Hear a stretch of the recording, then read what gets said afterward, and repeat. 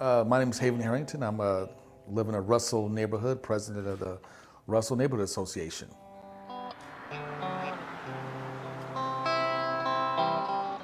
The history of the 9th Street divide, I guess we'll probably start with urban renewal.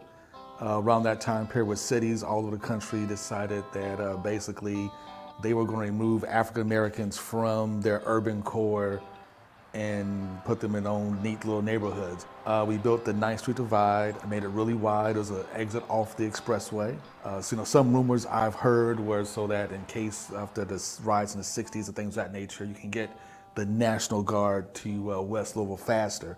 But as you can tell from driving around the city, it pretty much literally removed all the African Americans from downtown Louisville and pretty much destroyed the African American community that was downtown. Russell, right now we say Russell's from 9th Street around 32nd Street, from Market Street to Broadway. Well, the original boundaries of Russell were from 6th Street, right where you see the Louisville Gardens is now and the River City Bank, which used to be Old Mammoth Life Building. That was all Russell. Those were all small mom and pop businesses, homes, housing. Now when you go back and look after urban renewal, everything's been torn down from 5th Street to 16th Street. There's no single family housing in between those blocks anymore in Russell. It's all been gone. And now the 9th Street divide is not only a physical barrier, it's also a mental barrier as well.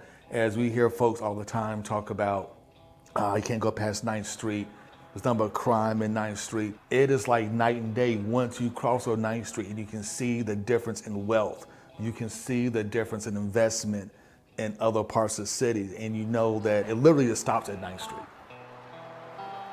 That when there was political will to create laws to force segregation, we were able to do it. But then today, when it's time to create laws that help to address some of the issues that urban removal created, we can't seem to find the political will. So we find ourselves in situations now where people are unable to organize because of what urban removal did to communities west of 9th Street. And so when people come into our communities and decide that they want to do something like have a methane gas plant, then you find people scrambling together to try to fight back against that because the infrastructure for organizing just wasn't there, because so many people have been displaced and because so many people have left West Louisville. So that base for organizing isn't necessarily there the way that it once was. But it's just interesting how historically we've been able to create the laws we wanted to create when it benefited certain people, but then today we have to struggle and fight to just get some halfway decent laws like wage increases and affordable housing, things like that. You have to start the discussion with that's what the neighborhood's always been like, because that makes it easier to keep doing what you're doing rather than have to look at the history. It's like, well, this was once there. And because once you look at the totality of history, what was once Russell, what was once Portland, what was once California, then the justice is staring you right in the face. And now you have to look at it. You know, I always tell people, and people always complain about, like, why can't you guys in the West End pick yourself up by your bootstraps and have economic development and all this other stuff?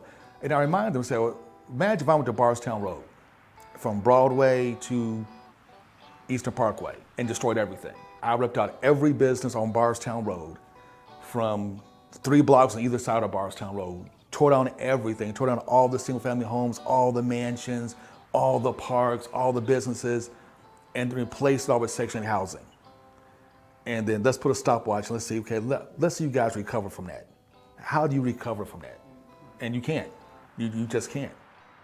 But the other side of that is the wealth that those families would have created for generation after generation after generation is not there. So you wiped out generations of African American wealth with that as well. So the black middle class families that kind of grew up after that, which would be like me, I guess, in the early 80s, mid 90s, and my dad's generation, and especially my generation, we've decided to leave and gone to places like Atlanta that has a stronger black middle class. Because Louisville historically, and even now currently, does not do a good job of employing middle class or African Americans aspiring middle class.